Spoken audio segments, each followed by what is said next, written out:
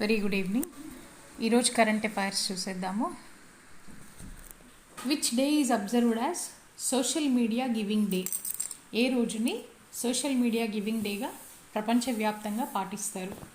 July 15th is celebrated as social media giving day and is an online holiday celebrated. దీని ఉద్దేశం ఏంటి అంటే, ఏవైతే మనము చారిటీ ఉదారంగా డొనేషన్లు చేయాలి అనుకుంటామో అది సోషల్ మీడియా ద్వారా, ఆన్లైన్ పేమెంట్ ద్వారా, like some Twitter or some other website ద్వారా చేసేయడానికి డెసిగ్నేట్ చేయబడ్డటువంటి డే ఇది. మొట్టమొదటిసారిగా దీన్ని giver.com అనేవారు ఇనాగరేట్ చేశారు.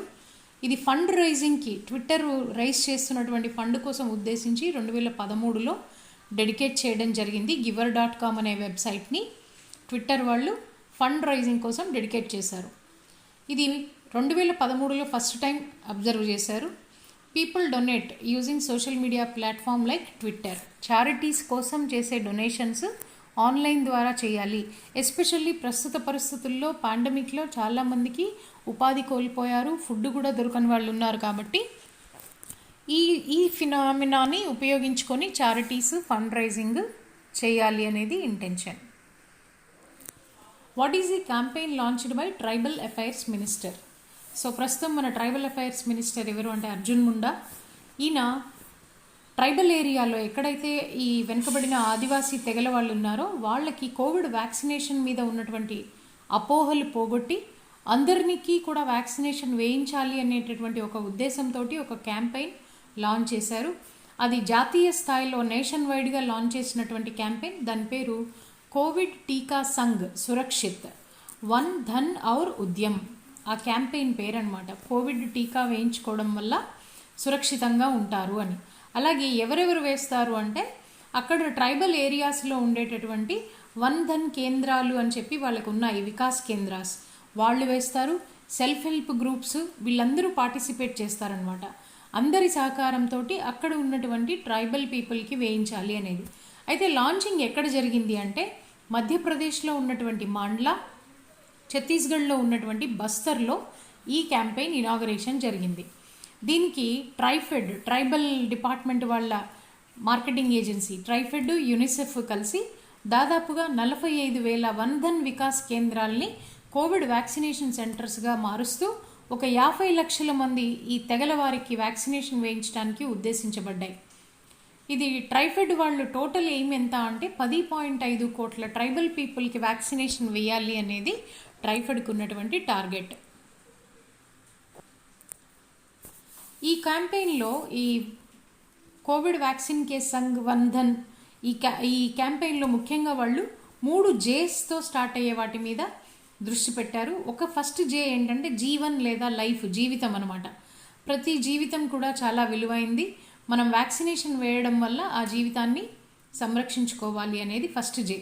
2 జీవిక అంటే లైవ్లీహుడ్, జీవనోపాధి. వన్ ధన్ వికాస్ కేంద్రాల్ని జీవనోభృతిని కల్పించడానికి ఉద్దేశించేటటువంటి ఉపాధి పనుల కోసము వాళ్ళు ప్రమోట్ చేస్తారు. అలాగే without any fear of getting the disease if you are vaccinated. జీవనోపాధిని మనం కొనసాగించాలి అంటే మనం ఆరోగ్యంగా ఉండాలి. మనం ఆరోగ్యంగా ఉండాలి అంటే మనకి ఏ వ్యాధి సోకకూడదు. కాబట్టి మనం వ్యాక్సినేషన్ వేయించుకోవాలి అనేది ఈ జీవిక కింద వాళ్ళు ఇచ్చేటటువంటి మెసేజ్. అలాగే హాస్పిటలైజేషన్ కానీ ఇతరత్ర అవసరమైతే దానికి అవసరమయ్యే ఖర్చుని కూడా వీళ్ళు అందించడం జరుగుతుంది. ఇక వచ్చి 3వ J ఏంటి అంటే జాగరూకత లేదా అవేర్నెస్. ప్రాసెస్ ఆఫ్ రిజిస్ట్రేషన్ని చాలా సింపుల్ చేశారు. ప్లేసు, యాక్సెసిబిలిటీ అందరికీ అందుబాటులోకి తీసుకొచ్చారు. ఆ అవేర్నెస్ని క్రియేట్ చేశారు. Paleolithic cave paintings found in which state? So రాతి యుగం నాటి పెయింటింగ్స్ ఎక్కడ కనిపించాయి? ఏమేం కనిపించాయి అంటే, images of human figurines, animals, foliage and geometric drawings. మనుషులకు సంబంధించిన బొమ్మలు, జంతువులు, ఆకులు, ఫోలియేజ్ అంటే ఆకుల కుప్పలు, అలాగే జామెట్రిక్ సంబంధించిన డ్రాయింగ్స్ కనిపించాయి. ఇవి ఎక్కడ కనిపించాయి అంటే హర్యానా రాష్ట్రంలో కనిపించాయి.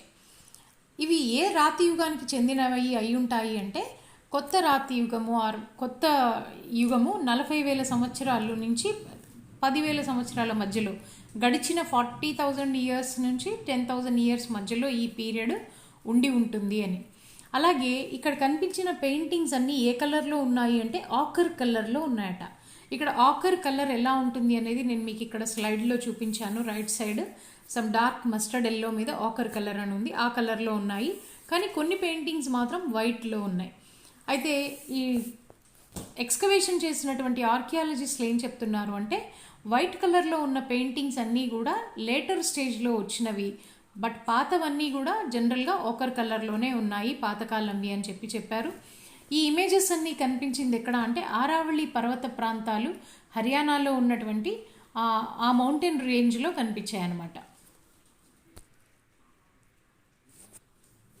What are the 2 new products launched by Khadi? Khadi ఇటీవల లాంచ్ చేసిన కొత్త ప్రోడక్ట్స్ ఏంటి? ఎంఎస్ఎంఈ మినిస్టర్ నారాయణ రాణే ఈయన లాంచ్ చేశారు. ఏంటవి అంటే ఖాదీకి చెందిన 2 కొత్త ప్రోడక్ట్స్. ఒకటి అప్పుడే పుట్టిన పిల్లలకి బేబీ వేర్, పైన పిక్లో చిన్నపిల్లలకి వాడేటటువంటి చాలా స్మూత్గా వాళ్ళ బాడీకి ఈకో ఫ్రెండ్లీగా ర్యాషెస్ రాకుండా ఉండేందుకు వాడేటటువంటి బేబీ వేర్ ఒకటి. 2 కింద ఇమేజ్లో చూపించినటువంటి పేపర్, హ్యాండ్ మేడ్ పేపర్, చేతితో చేసిన పేపర్తో తయారైనటువంటి యూజ్ అండ్ త్రో స్లిప్పర్స్, వాడుకుని అవతలి పారేసేటటువంటి స్లిప్పర్స్. ఈ 2 ప్రోడక్ట్స్ని కూడా ఖాదీ లాంచ్ చేసింది. ఇది ప్రోడక్ట్స్ ఎంత ఉంటాయి అంటే పిల్లలకి సంబంధించిన బేబీ వేర్ అయితే 599 రూపాయలు ఉంటుందన్నమాట.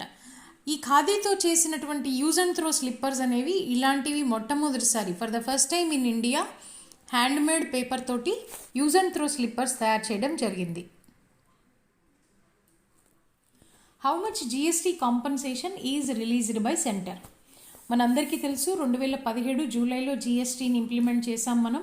ఈ జిఎస్టీ ఇంప్లిమెంట్ చేయడం వల్ల రాష్ట్రాలకి ఏదైనా రెవెన్యూలో లాస్ వస్తే లేదా వసూళ్లు తగ్గితే ఆ గ్యాప్ని మేము భర్తీ చేస్తాము అని సెంట్రల్ గవర్నమెంట్ హామీ ఇవ్వడం జరిగింది.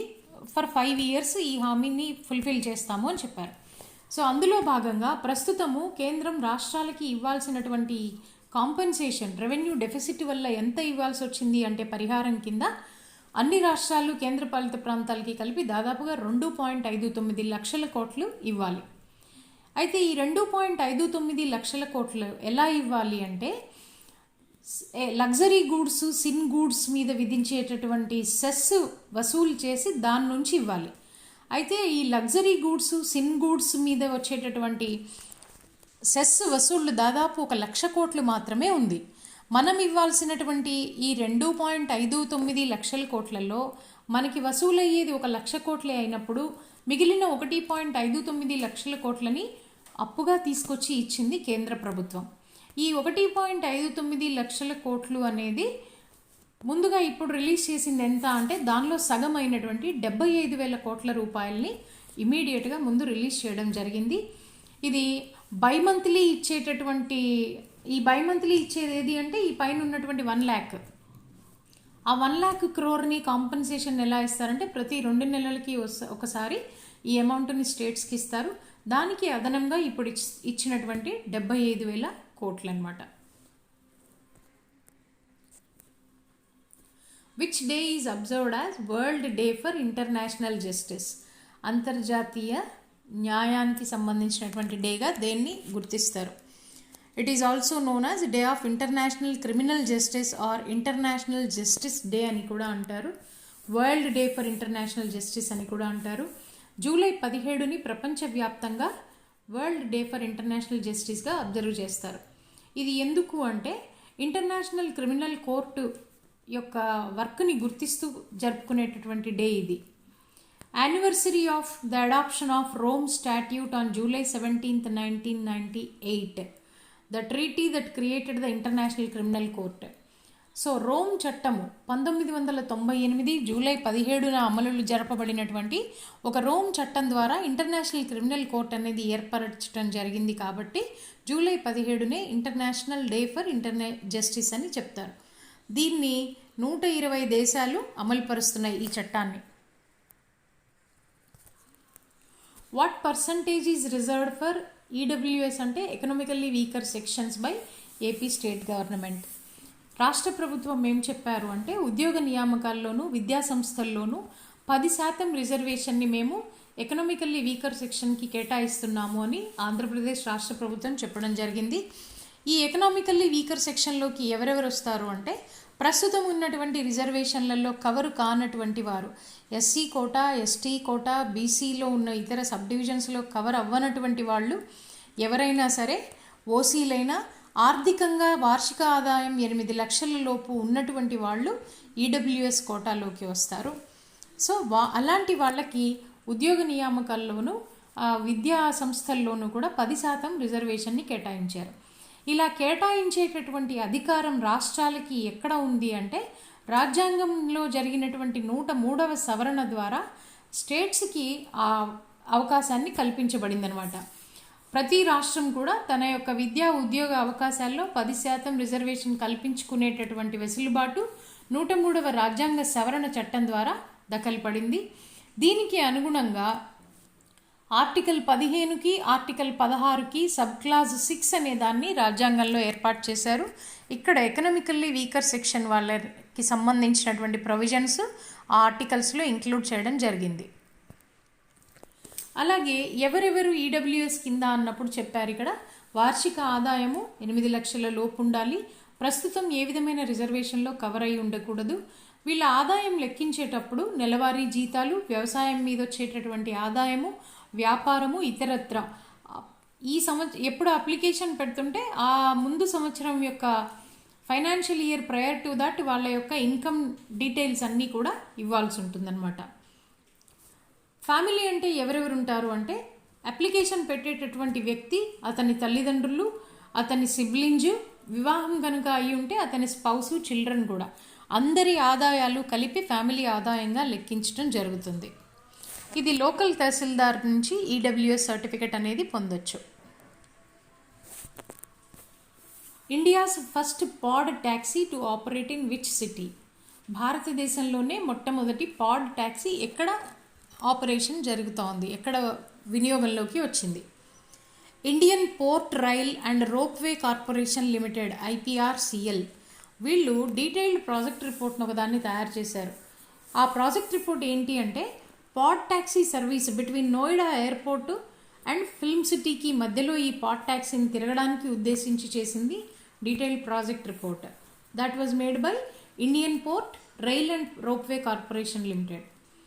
సో ఇది డ్రైవర్లెస్ ట్యాక్సీ. ఈ పాడ్ ట్యాక్సీ అనేది driverless taxi, operates between Noida airport at jowar and film city. దీనికి అయ్యేటటువంటి ఖర్చు సుమారుగా 862 కోట్ల రూపాయల ఖర్చు జరుగుతుంది. ఇది ఎవరికి సబ్మిట్ చేశారు ఈ డిపిఆర్ అంటే Yamuna expressway industrial development authority, ఎయిడా, Yamuna expressway industrial development authority వారికి డీటెయిల్ ప్రాజెక్ట్ రిపోర్ట్ సబ్మిట్ చేయడం కూడా జరిగింది. పోర్ట్ సిటీకి ఫిల్మ్ సిటీకి మధ్యలో ఉన్న డిస్టెన్స్ సుమారుగా 14 కిలోమీటర్ల లెంత్ ఉన్నటువంటి దారి ఇది. ఇది కనుక ఆపరేషనలైజ్ అయితే this is the India's first taxi service. ఇందులో పాడ్ ట్యాక్సీలో సీటింగ్ కెపాసిటీ ఎంత అంటే 4 నుంచి 6 ట్రావెల్ చేయొచ్చు. Bonalu is declared as state festival by which state? ఏ రాష్ట్రానికి ఇది రాష్ట్ర పండుగగా డిక్లేర్ చేయబడింది? ఇది ఒక సాంప్రదాయమైనటువంటి జానపద పండుగ. ఇది తెలంగాణ ప్రభుత్వం వారు దీన్ని రాష్ట్ర పండుగగా డిక్లేర్ చేయడం జరిగింది. తెలుగులో ఆషాఢ మాసం సీజన్లో దీన్ని జరుపుకుంటారు. ఇది ముఖ్యంగా హైదరాబాదు, సికింద్రాబాదు జంట నగరాల్లో బాగా ఫేమస్గా జరుగుతుంది. ఇది 2014లో రాష్ట్రం విడిపోయిన తర్వాత అక్కడ ఉన్నటువంటి ముఖ్యమంత్రి గారు దీనిని స్టేట్ ఫెస్టివల్గా డిక్లేర్ చేయడం జరిగింది. అంటే 2014కి ముందు Bonalu is not state festival అనమాట. ఈ వర్డ్ బోనాలు అంటే అర్థం ఏంటంటే భోజనము అనే పదం నుంచి డిరైవ్ అయింది. దాని అర్థం మీల్స్ అని అర్థం. సో అమ్మవారి మహంకాళికి సిటీలో హైదరాబాద్, సికింద్రాబాద్లో ఉన్నటువంటి 25 గుళ్ళల్లో వీళ్ళు నైవేద్యం సమర్పిస్తారు. That is the Bonalu. Who is Danish Siddiqui? ఇప్పుడు ఇతను ఎవరు అనేది ఎందుకు డిస్కస్ చేసుకుంటున్నాము అంటే ఇతను ఇండియన్ ఫోటో జర్నలిస్ట్, ఇండియా నుంచి ఉన్నటువంటి ఫోటో జర్నలిస్ట్. ఆయన పులిట్జర్ ప్రైజ్ని గెలుచుకొని ఉన్నారు. He is working for Reuters అనేటటువంటి ఒక అంతర్జాతీయ న్యూస్ సంస్థకి వర్క్ చేస్తున్నారు. ఆఫ్ఘనిస్తాన్లో జరుగుతున్నటువంటి ఒక సంఘర్షణని పిక్చరైజ్ చేసే సందర్భంలో అక్కడ ఆయన చనిపోయారనమాట. While he was reporting a fight between Afghan troops and Taliban. ఆఫ్ఘనిస్తాన్లో ఉన్న ట్రూప్స్కి తాలిబాన్కి జరుగుతున్న గొడవ. అది స్పిన్ బోల్డక్ అనే జిల్లాలో కాందహార్ రాష్ట్రంలో జరుగుతూ ఉంటే అది దాన్ని షూట్ చేసే టైంలో జూలై 13న ఈయన చనిపోవడం జరిగింది. ఇంటర్నేషనల్ న్యూస్ ఏజెన్సీ రాయిటర్స్కి పనిచేస్తున్నారు. ఈయన పులిట్జర్ ప్రైజ్ని మరి ఒక 6గురితో కలిసి 2018లో గెలుచుకున్నారు. మల్టీపర్పస్ హెలికాప్టర్ 60R ఇవి ఇండియన్ ఆర్మీకి హ్యాండ్ ఓవర్ చేశారు. ఎక్కడ హ్యాండ్ ఓవర్ చేశారు? ఇండియన్ ఆర్మీ కాదు, నేవీ. సో ఇండియన్ నేవీకి మొట్టమొదటి 2 హెలికాప్టర్స్ని యుఎస్ నేవీ వాళ్ళు అందించారు. ఇది ఎక్కడ అందించారు అంటే Naval Air Station North Island San Diego, అమెరికాలో ఉన్నటువంటి శాండిగోలో నార్త్ ఐలాండ్లో 16 జూలై నిన్న అందించడం జరిగింది ఈ 2 హెలికాప్టర్స్ని ఫార్మల్గా. అక్కడ మన భారతదేశ రాయబారి ఎవరైతే ఉన్నారో ఆయన దీన్ని లాంఛనంగా అందుకోవడం జరిగింది. ఈ మల్టీ రోల్ హెలికాప్టర్స్ అనేవి తయారు చేసిన వారు ఎవరు అంటే అమెరికాకి చెందినటువంటి లాక్హీడ్ మార్టిన్ సంస్థ వారు తయారు చేశారు. ఇది అన్ని రకాల వాతావరణాన్ని తట్టుకునేటటువంటి కెపాసిటీ ఉన్నటువంటి హెలికాప్టర్స్ ఇవి. వీటికి ఏవియానిక్స్, సెన్సార్స్ అన్నీ కూడా లేటెస్ట్ టెక్నాలజీతో అందుబాటులో ఉన్నాయి. మనము అమెరికా నుంచి ఇలాంటి హెలికాప్టర్స్ మొత్తం 24 హెలికాప్టర్స్ని కొన్నాము. మనం అండర్ ఫారిన్ మిలిటరీ సేల్స్ ఆ ప్రోగ్రాంలో కొన్నాము. వర్త్ $2.4 బిలియన్ ఖరీదు కల 24 ఎయిర్ క్రాఫ్ట్స్ కొన్నాం. అందులో ముందు 2 మనం అందుకున్నాం. అయితే వీటి వినియోగం ఎలాగూ అని చెప్పేందుకు గాను మన నేవీకి సంబంధించిన వ్యక్తులకి ట్రైనింగ్ కూడా అమెరికాలో ఫస్ట్ బ్యాచ్ వారు ట్రైనింగ్ పొందడం జరుగుతోంది. సో ఇండియా తరఫున అక్కడ ఉన్నటువంటి మన రాయబారి తరణ్జిత్ సింగ్ సంధు అనే ఆయన లాంఛనంగా ఈ హెలికాప్టర్స్ని అందుకోవడం జరిగింది. What are new projects approved under Namami Gange? Namami Gange అనేది ఏంటి అంటే గంగా మరియు దాని ఇతర ట్రిబ్యూటరీస్ అన్నిటినీ కూడా స్వచ్ఛంగా చేయడమే నమామి గంగే. అయితే ఇటీవల కొత్తగా 6 ప్రాజెక్ట్స్ని అప్రూవ్ చేశారు. అవి ఏంటవి ఎక్కడా చూద్దాం. New projects for rejuvenation of 6 polluted river stretches in Uttarakhand రాష్ట్రంలో మొత్తం ఉన్నవి 9లో ఆల్రెడీ ఒక 3 కమెన్స్ అయ్యి రన్ అవుతున్నాయి. 3 రివర్స్ యొక్క ప్రోగ్రాంలు. ఇప్పుడు కొత్తగా మరి ఒక 6 నదులు ఏవైతే కలుషితమయ్యాయో వాటిని తిరిగి పునరుద్ధరించేందుకు యాక్సెప్ట్ చేసినవే 6 ప్రాజెక్ట్స్. ఆ నదుల పేర్లు ఏంటి అంటే భేలా, ధేలా, కిచ్చా, కోసి, నందోర్, పిలఖార్ అండ్ కాశీపూర్. ఈ 6 కూడా ఇప్పుడు కొత్తగా టేకప్ చేసినటువంటివి. సెంట్రల్ పొల్యూషన్ కంట్రోల్ బోర్డు వారి నివేదిక ప్రకారం మొత్తం ఉత్తరాఖండ్లో 9 నదులు ఈ విధంగా కలుషితమయ్యాయి. ఈ 9లో ఇప్పుడు టేకప్ చేయబోయేటటువంటి ఈ 6 నదులు ఎక్కడున్నాయి అంటే ఉధమ్ సింగ్ నగర్ అనేటటువంటి జిల్లాలో ఉన్నాయి. భేలా, ధేలా, కిచ్చా, నందోర్, ఫిలాంకా అండ్ కోసి అనేవన్నీ కూడా ఉధమ్ సింగ్ నగర్లో ఉన్నాయి. ఇక మిగిలిన 2 ఏంటవి అంటే రిస్పానా, బిందాల్ అండ్ సుస్వా. ఈ 2 నదులు కూడా ఆల్రెడీ నమామి గంగే ప్రోగ్రాం కింద ఎగ్జిక్యూషన్ కమెన్స్ అయిపోయింది. ఇక మిగిలిన 9వది ఏంటి అంటే మెయిన్ రివర్ గంగా. ఇది జగ్జీత్పూర్ సూయేజ్ ట్రీట్మెంట్ ప్లాంట్ ప్రాజెక్ట్ కింద క్లీనింగ్ ఆల్రెడీ టేకప్ చేయడం జరిగింది.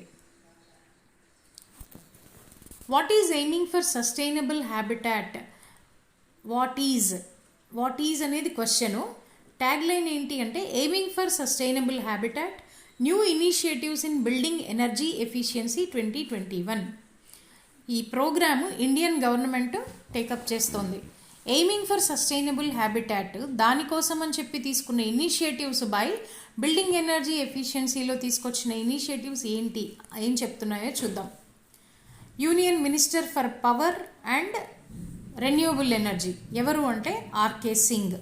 ఈయన ఇనాగరేట్ చేశారు. దేనికి ఇనాగరేట్ చేశారు అంటే aiming for sustainable habitat, new initiatives in building energy efficiency అనే ప్రోగ్రామ్ని లాంచ్ చేశారు. ఇది దేనికి అంటే ఇప్పటి వరకు ఎలక్ట్రిసిటీకి ఉన్నటువంటి డిమాండ్ అంతా కూడా ముఖ్యంగా మనకి ఇండస్ట్రీస్ నుంచే ఉంది. అయితే రాబోయే రోజుల్లో ఇండస్ట్రీస్ని ఓవర్టేక్ చేస్తూ మనం నివాసం ఉండబోయేటటువంటి గృహ సముదాయం నుంచి డిమాండ్ పెరిగే అవకాశం ఉంది. It will outweigh by 2030. ఇండస్ట్రీస్కి అవసరమైన దానికంటే కూడా ఎక్కువ డిమాండ్ ఇళ్ల నుంచి వచ్చే అవకాశం ఉంది 2030 నాటికి. మనం అది తట్టుకోవాలి అంటే ఎనర్జీ ఎఫిషియన్సీ మెకానిజంని మనం కట్టుకోబోయే ఇళ్లలో ఇన్కార్పొరేట్ చేయాలి. దానికోసం కొన్ని ముఖ్యమైనటువంటి ఇనిషియేటివ్స్ చేస్తారు.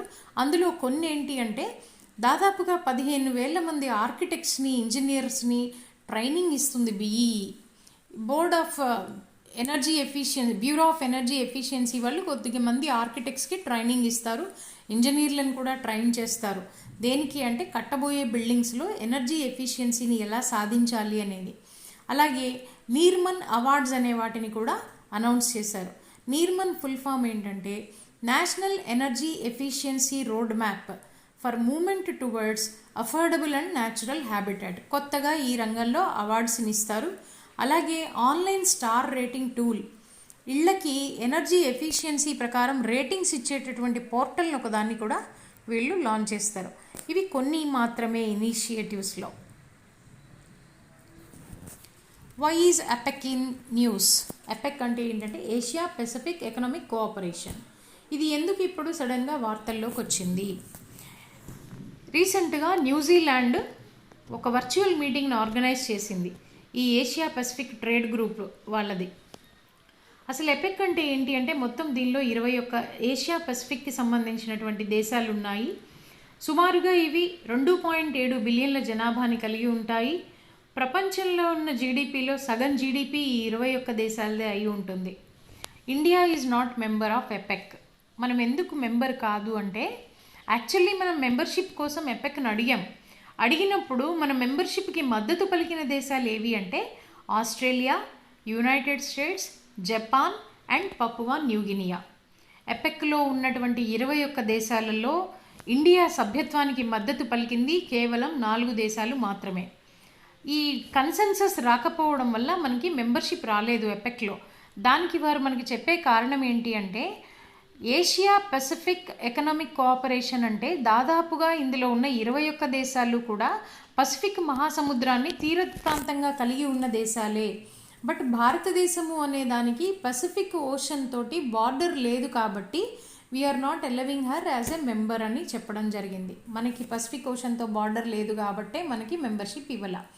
హవెవర్ 2011 నవంబర్లో మాత్రం అబ్జర్వర్గా మాత్రం మనకి అవకాశం కల్పించడం జరిగింది. సో ఇక్కడ ఎపెక్ కంట్రీస్కి సంబంధించి మ్యాప్ చూపించాను నేను మీకు. సో ఎపెక్ అనేది మొట్టమొదటిసారిగా 1989లో ఆస్ట్రేలియా స్టార్ట్ చేసింది. మీరు లెఫ్ట్ సైడ్ బాక్స్ చూడండి, 1989 అనేది గ్రీన్ కలర్లో ఉంది. అంటే స్టార్టింగ్లో ఉన్నటువంటి కంట్రీస్ అన్నీ మీకు రైట్ సైడ్ లిస్ట్ నేను గ్రీన్ కలర్లో చూపించాను. 13 దేశాలు 1989లో ఎపెక్ ఫామ్ అయినప్పుడు ఉన్నాయి. తర్వాత 91లో 2 దేశాలు మళ్ళీ ఎపెక్లో జాయిన్ అయ్యాయి. 93లో మరి ఒక 2 దేశాలు జాయిన్ అయినాయి. 94లో చిలీ ఒకటే జాయిన్ అయింది. 98లో మరి ఒక 3 దేశాలు జాయిన్ అయ్యాయి. సో ఆల్ టుగెదర్ ఎపెక్లో 21 దేశాలు ఉన్నాయి. First case of monkey pox detected in which state? Monkey pox అనేటటువంటి వ్యాధి ఎక్కడ ఐడెంటిఫై చేయబడింది అంటే టెక్సాస్లో, అమెరికాలో ఉన్న టెక్సాస్లో. ఇది రేర్ హ్యూమన్ మంకీ పాక్స్.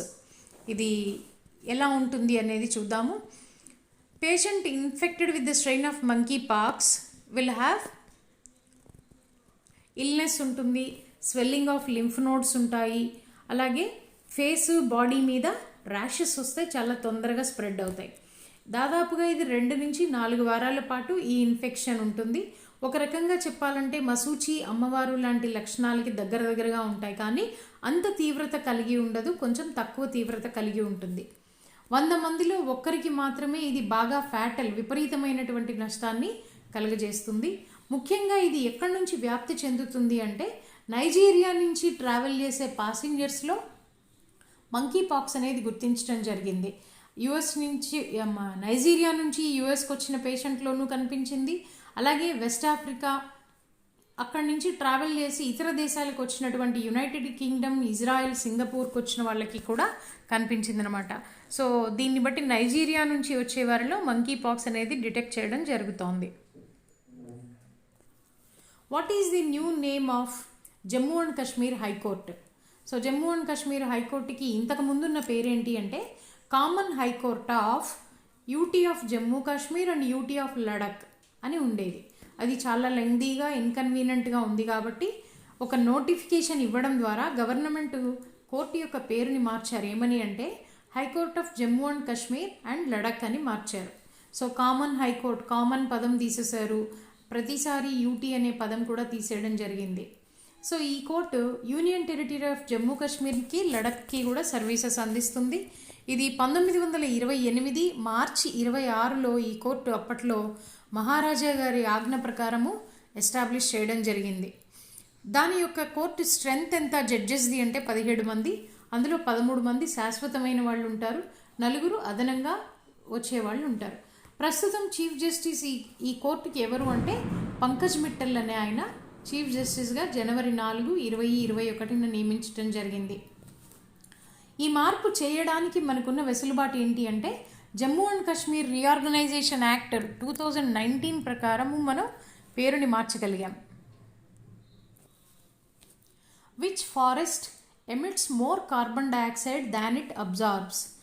ఏ అటవీ ప్రాంతము తను తీసుకోగలిగిన ఆక్సిజన్ శాతం కంటే ఎక్కువ బయటికి విడుదల చేస్తుంది అంటే it is Amazon rain forest. ఈ రిపోర్ట్ ఎవరు చెప్పారు అంటే article published in science journal nature అనేటటువంటి సైన్స్ మ్యాగజైన్లో పబ్లిష్ అయిన రిపోర్ట్ ప్రకారం అమెజాన్ రెయిన్ ఫారెస్ట్ తను డైజెస్ట్ చేసుకోగలిగిన దానికంటే కూడా ఎక్కువ కార్బన్ డయాక్సైడ్ని అది వదులుతుందనమాట. ఇది ఎలా ఎస్టాబ్లిష్ చేశారు అంటే అక్కడ ఒక స్టడీని కండక్ట్ చేశారు. దాదాపుగా ఒక 600 ఫ్లైట్స్ 4 ఏరియాస్ ఆఫ్ అమెజాన్లో తిరగడం ద్వారా ఈ స్టడీని టేకప్ చేశారు.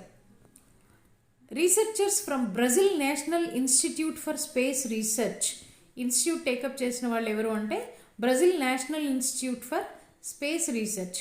వీళ్ళు డేటాని కలెక్ట్ చేశారు. అమౌంట్ ఆఫ్ కార్బన్ డయాక్సైడ్ ఈ అమెజాన్ ఫారెస్ట్ మీద ఉన్నటువంటి ప్రాంతాల్లో ఎంతెంత ఉంది అనేటటువంటి డేటాని గ్యాదర్ చేశారు. ఈ చేంజెస్ అన్నిటినీ కూడా దేనివల్ల వస్తున్నాయి అంటే డిఫారెస్టేషన్, అక్కడ ఉన్న అడవులు నరికివేయడము, వైల్డ్ ఫైర్స్, క్లైమేట్ చేంజ్ వల్లే ఈ డిఫరెన్స్ ఆఫ్ ఎమిషన్ అబ్జార్ప్షన్ మధ్య ఉన్నటువంటి తేడాలు వీటి వల్లే అని గుర్తించడం జరిగింది. దాదాపుగా 4 ప్రాంతాలు కూడా 410 మిలియన్ మెట్రిక్ టన్నుల కార్బన్ డయాక్సైడ్ని అవి విడుదల చేస్తాయి. కానీ అవి తీసుకోగలిగింది మాత్రం కేవలం 120 మెట్రిక్ టన్నులు మాత్రమే అబ్జార్బ్ చేసుకుంటాయి. సో అట్మాస్ఫియర్లోకి నెట్ ఎమిషన్ ఎక్సెస్ ఎంత అంటే 290 మిలియన్ మెట్రిక్ టన్నులు ఎక్సెస్గా అవి రిలీజ్ చేస్తున్నాయి. Which country released online hub to help ransomware victims? Ransomware అనేది ఏంటి అంటే ఒక సైబర్ అటాక్, ఒక మాల్వేర్, ఒక సాఫ్ట్వేర్ని పంపడం ద్వారా ఆ సిస్టమ్ని లాక్ చేయొచ్చు, లేదు అక్కడ ఉన్నటువంటి రిసోర్సెస్కి యూజర్కి యాక్సెస్ డినై చేయొచ్చు, లేదు అందులో ఉన్నదంతా కూడా ఎన్క్రిప్ట్ చేయొచ్చు. ఒక మాల్వేర్ ప్రోగ్రామ్ని మెయిల్ ద్వారా పంపి ఆ యూజర్ మెయిల్ ఓపెన్ చేయగానే ఆ సిస్టమ్ అనేది అతనికి నాట్ యూజబుల్ కింద తయారవుతుంది. అలాంటి ఎవరైతే విక్టిమ్స్ ఉంటారో వాళ్ళకి సహాయం చేయడం కోసమని ఒక ఆన్లైన్ హబ్ని క్రియేట్ చేశారు. అలా చేసినటువంటి మొట్టమొదటి కంట్రీ ఏది అంటే అమెరికా. సో ఈ ఆన్లైన్ హబ్ వాళ్ళు ఏం చేస్తారు అంటే అక్కడ ఉన్నటువంటి కంపెనీస్, మున్సిపాలిటీస్ అన్నీ కూడా రిసోర్సెస్ వెతికి హెల్ప్ చేస్తారు. ఎవరైతే విక్టిమ్స్ ఆఫ్ సైబర్ హ్యాకర్స్ ఉన్నారో వాళ్ళకి హెల్ప్ చేస్తారు. అలాగే ఈ సైబర్ ఎక్కడ ఆరిజినేట్ అయింది, ఈ క్రైమ్ ఎవరు చేశారు, హ్యాకర్స్ ఎవరు ఏంటి అని కనుక ఐడెంటిఫై చేయగలిగిన వాళ్ళకి దాదాపు $10 మిలియన్ రివార్డుని కూడా అమెరికన్ గవర్నమెంట్ అవార్డు ఇస్తుందన్నమాట. అలాగే ఇట్ ఈస్ ఇనిషియేటెడ్. ఎందుకు ఇనిషియేట్ చేయాల్సి వచ్చింది ఆన్లైన్ హబ్ అంటే justice and homeland security department వాళ్ళ యొక్క ఇనిషియేటివ్ వల్ల దీన్ని చేయాల్సి వచ్చింది. రీసెంట్గా అక్కడ అమెరికాలో ఉన్నటువంటి గ్యాస్ స్టేషన్స్ అన్నీ కూడా ఈ మాల్వేర్ వల్ల ఇబ్బంది పడ్డాయి. కొలోనియల్ పైప్ లైన్ కంపెనీ అనేటటువంటి కంపెనీ ఈ ర్యాన్సమ్వేర్ వల్ల ఇబ్బంది పడి గ్యాస్ స్టేషన్స్ అన్నిట్లో కూడా షార్టేజ్ వచ్చింది. సో వాళ్ళకి కూడా హెల్ప్ చేశారు ఈ ఆన్లైన్ హబ్ ద్వారా. What is new jurisdiction of Krishna and Godavari river board? మనకి తెలుసు కృష్ణా నదీ జలాల గురించి మనకి తెలంగాణకి మధ్య వివాదం. ముఖ్యంగా ఆ వివాదం అంతా ఏంటి అంటే ఏపీ అపోజెస్ తెలంగాణని ఒక లైన్లో అపోజ్ చేస్తుంది. ఏంటిది అంటే Telangana government is generating hydro electricity from the waters drawn from Srisailam, Nagarjuna Sagar and Pulichintala. ఈ హైడ్రో ఎలక్ట్రిసిటీ జనరేట్ చేయడం వల్ల ఏపీకి వచ్చేటటువంటి వాటర్ షేర్ తగ్గిపోతుంది. దానివల్ల పోతిరెడ్డిపాడు హెడ్ రెగ్యులేటరీ నుంచి రాయలసీమ లిఫ్ట్ ఇరిగేషన్కి అలాగే డౌన్కి తీసుకోవాల్సినటువంటి వాటర్ అవైలబిలిటీ తగ్గిపోతుంది అనేది ఏపీ స్టేట్ కంటెన్షన్. దీనికోసం అని చెప్పి సెంట్రల్ గవర్నమెంట్కి లెటర్ రాయడం జరిగింది ఏపీ స్టేట్ గవర్నమెంట్. దాని ప్రకారం ఇచ్చినటువంటి ఒక నోటిఫికేషన్లో ఏ జ్యూరిస్డిక్షన్ ఎవరు ఏ పనులు చేయాలి అనేది నిర్ధారించడం జరిగింది. అందులో భాగంగా Krishna river management board, Godavari river management బోర్డుకి జ్యూరిస్డిక్షన్ నిర్దేశిస్తూ ఒక నోటిఫికేషన్ ఇచ్చారు.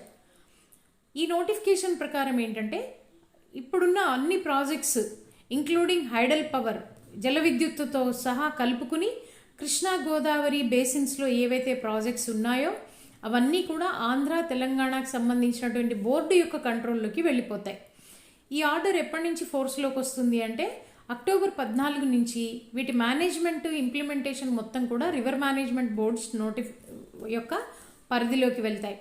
నోటిఫికేషన్ ఇష్యూ చేసిన వారు ఎవరు అంటే మినిస్ట్రీ ఆఫ్ జలశక్తి వాళ్ళు నోటిఫికేషన్ ఇష్యూ చేశారు. దాదాపుగా 35 ప్రాజెక్ట్స్ కృష్ణా బేసిన్లోను, 71 ప్రాజెక్ట్స్ గోదావరి బేసిన్లోను ఇవన్నీ కూడా బోర్డు పరిధికి తీసుకురావడం జరిగింది.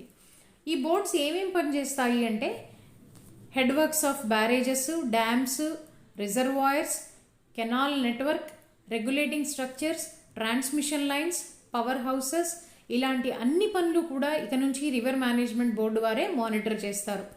అందుకోసం వాళ్ళకి ఫండ్స్ కావాలి కాబట్టి రివర్ మేనేజ్మెంట్ బోర్డు చేయాల్సిన పనుల కోసమని AP and Telangana will deposit చెరి 200 కోట్ల రూపాయలని కూడా బ్యాంక్ అకౌంట్లో జమ చేయాలి. ఎప్పటిలోగా జమ చేయాలి? నోటిఫికేషన్ ఇచ్చినటువంటి 60 రోజుల్లోగా బ్యాంక్లో ఈ అమౌంట్ జమ చేసినట్లయితే ఈ ఫండ్ తోటి బోర్డు తన డ్యూటీస్ని డిశ్చార్జ్ చేస్తుంది.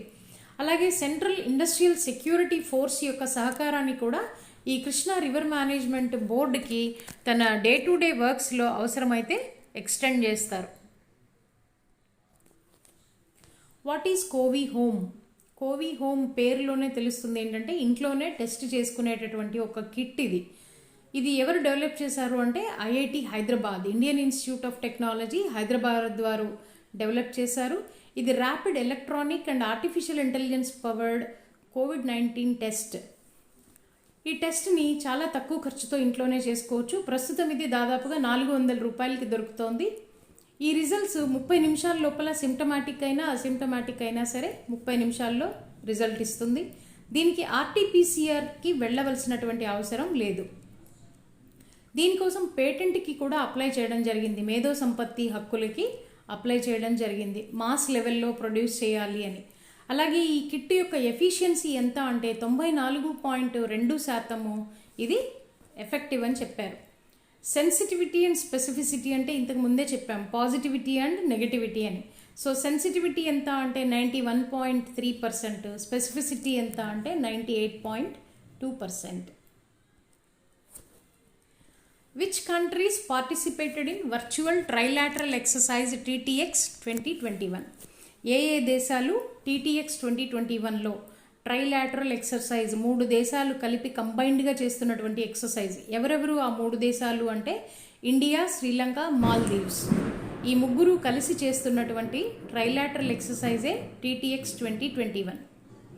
దీని యొక్క ముఖ్య ఉద్దేశం ఏంటి అంటే సముద్ర జలాల్లో జరుగుతున్నటువంటి నేరాలు, డ్రగ్స్, ఈ మారిటైమ్లో సముద్ర ప్రాంతంలో సెర్చ్, రెస్క్యూ ఇలాంటి ఆపరేషన్స్కి సహకారం అందించుకోవడము, అలాగే ఒకరి నుంచి ఒకరు బెస్ట్ ప్రాక్టీసెస్ కానీ ప్రొసీజర్స్ కానీ ఉంటే అవి ఎక్స్చేంజ్ చేసుకోవడము, ఇలాంటి వాటన్నింటినీ ఉద్దేశించి చేసినటువంటిదే ఈ ఎక్సర్సైజ్.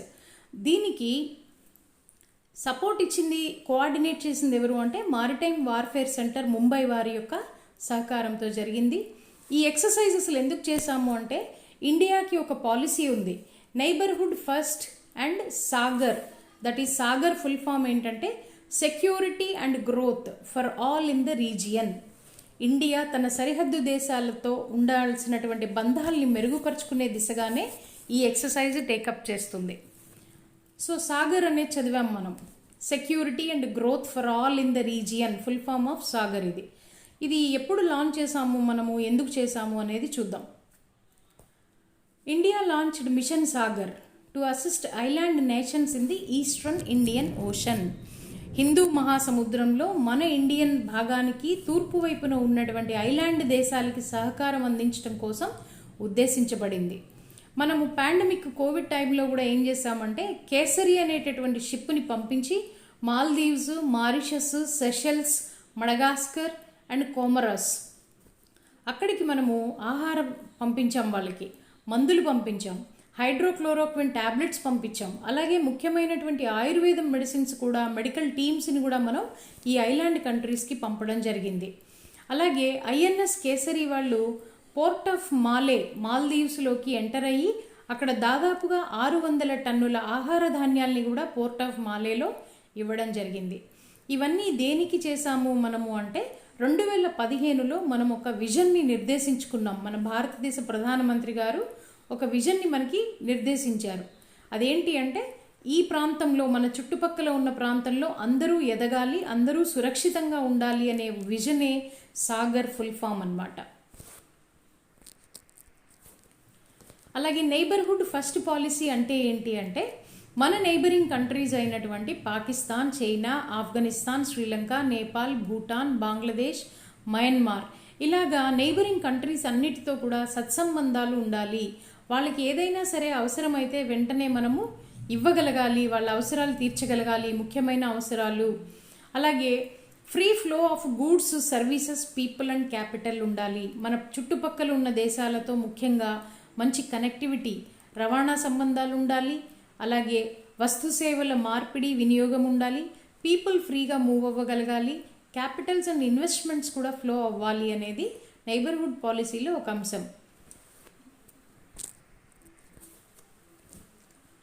మాతృకవచం అనే క్యాంపెయిన్ ఏ రాష్ట్రం టేకప్ చేసింది, అదంటే ఏంటి? కేరళ గవర్నమెంట్ లాంచ్ చేసిన క్యాంపెయినే మాతృకవచం. దీని అర్థం ఏంటంటే ప్రెగ్నెంట్ విమెన్కి కోవిడ్ వ్యాక్సిన్ వేయడానికి ఉద్దేశించిందే ఈ మాతృకవచం. ప్రెగ్నెన్సీలో ఎప్పుడైనా వాళ్ళు కావాల్సినప్పుడు వ్యాక్సిన్ తీసుకోవచ్చు, ఫలానా టైంలోనే తీసుకోవాలని ఏం లేదు. ముందుగా పోర్టల్లో రిజిస్ట్రేషన్ చేసి, స్పాట్ రిజిస్ట్రేషన్ చేసి ఒక రోజులో 100 మందికి ఇవ్వాలి అనేది ఉద్దేశం. రాబోయే రోజుల్లో అవైలబిలిటీ ఆఫ్ వ్యాక్సిన్ని బట్టి ఎక్కువ మందికి ఇవ్వడానికి ఈ మాతృకవచం ప్రోగ్రాం కింద ప్లాన్ చేస్తున్నారు. No dowry bond is advocated by whom? No dowry bond అనేది రాయాలి అని అడ్వకేట్ చేసిన వ్యక్తి ఎవరు? కేరళ రాష్ట్ర గవర్నర్ అయినటువంటి ఆరిఫ్ మొహమ్మద్ ఖాన్. ఈయన ఒక మీటింగ్లో యూనివర్సిటీ వైస్ ఛాన్సలర్స్ తోటి చెప్పారు, మీ కాలేజీలో డిగ్రీ ప్రదానం చేసే ముందు పిల్లలందరితో కూడా నో డవరీ బాండ్లు ఎగ్జిక్యూట్ చేయించండి, ఇవ్వకూడదు, డవరీ తీసుకోకూడదు, దానికి కట్టుబడి ఉంటాము అని విద్యార్థుల నుంచి ఆ బాండ్ తీసుకుని మీరు డిగ్రీలు ఇవ్వండి అని చెప్పడం జరిగింది. ఇది కేవలం స్టూడెంట్సే కాదు, అక్కడ పనిచేసే స్టాఫ్, అధ్యాపకులు, అందరూ కూడా ఈ రకమైన బాండ్స్ ఎగ్జిక్యూట్ చేయాలి అని చెప్పడం జరిగింది. ఎందుకు అంటే ఇటీవలే మనం చూసాము, విస్మయి అనే ఒక అమ్మాయి కేరళలో సూసైడల్ ఇది చేసుకుంది, చనిపోయింది డవరీ హెరాస్మెంట్ వల్ల. సో దానిలో ప్రొటెస్ట్గానే ఈ నెల 14న ఒకరోజు ఆయన ప్రొటెస్ట్ చేశారు, డే లాంగ్ ఫాస్టింగ్ చేశారు గవర్నర్ గారు. సామాజికంగా అక్కడ ఉన్న వాళ్ళకి ఈ వరకట్నము, దాని యొక్క దుష్ప్రభావాల గురించి అవగాహన కల్పించడం కోసం, మహిళల పట్ల జరుగుతున్న అకృత్యాల మీద అవగాహన కల్పించడం కోసం అని చెప్పి కేరళ గవర్నర్ ఆరిఫ్ మొహమ్మద్ ఖాన్ గారు ఒక రోజంతా కూడా సత్యాగ్రహం చేశారు. ఇప్పుడేమో నో డవరీ బాండ్స్ ఎగ్జిక్యూట్ చేయమని చెప్పారు. ఈయన డవరీ అనేది కేవలం మహిళలకి సంబంధించినది కాదు, ఇది మానవ జాతికి సంబంధించిన సమస్యగా గుర్తించాలి అని కూడా చెప్పారు. What is ఖుషియోంకా Ashiana?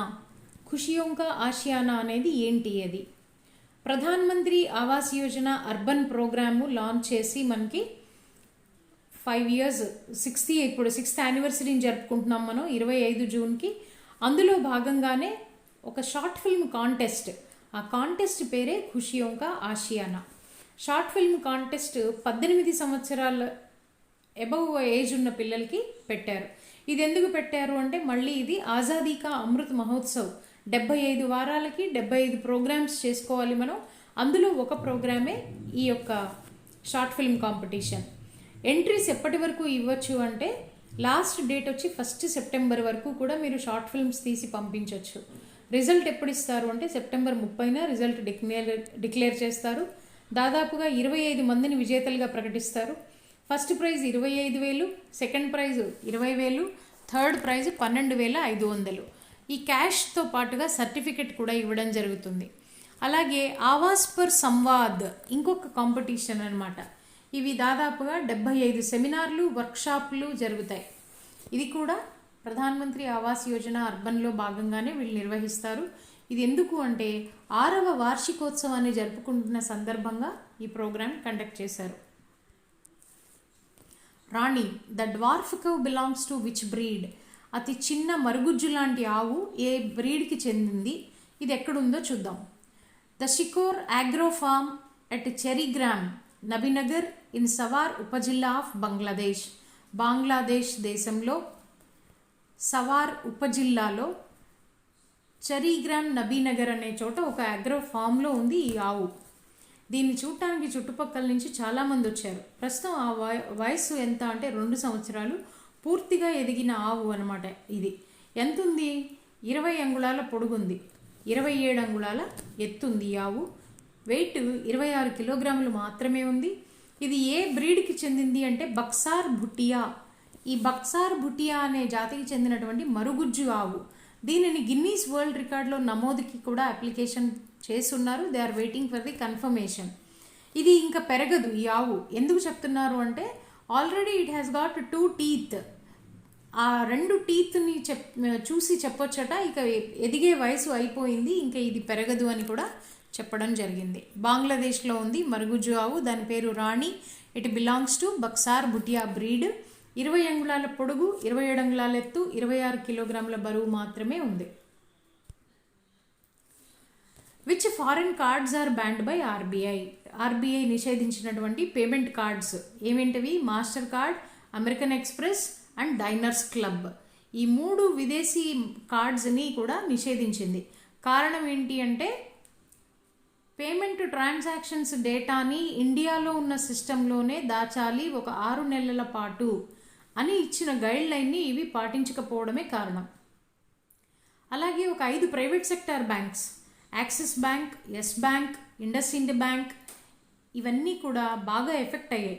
ఎందుకంటే వీళ్ళ యొక్క ట్రాన్సాక్షన్స్ అన్నీ ఎక్కువగా ఈ కార్డ్స్ ద్వారా జరుగుతాయి కాబట్టి ఆర్బీఐ తీసుకున్న నిర్ణయం వల్ల ఇవి బాగా ఎఫెక్ట్ అవుతాయి. ఇచ్చిన డైరెక్షన్ 2018లో ఇచ్చింది ఆర్బీఐ. ఏంటి అంటే 6 సంవత్సరాలకు సంబంధించిన end to end payment details మొత్తాన్ని కూడా ఇండియాలో ఉన్న సిస్టంలో స్టోర్ చేయాలి. అలాగే ఆడిట్ రిపోర్ట్ను ఒక దాన్ని వీళ్ళు సబ్మిట్ చేయాలి. ఇవి నాన్ కాంప్లియన్స్ అవ్వడం వల్ల ఈ కార్డ్స్ని బ్యాన్ చేయడం జరిగింది. Hope today's session is useful for you. Thank you for watching.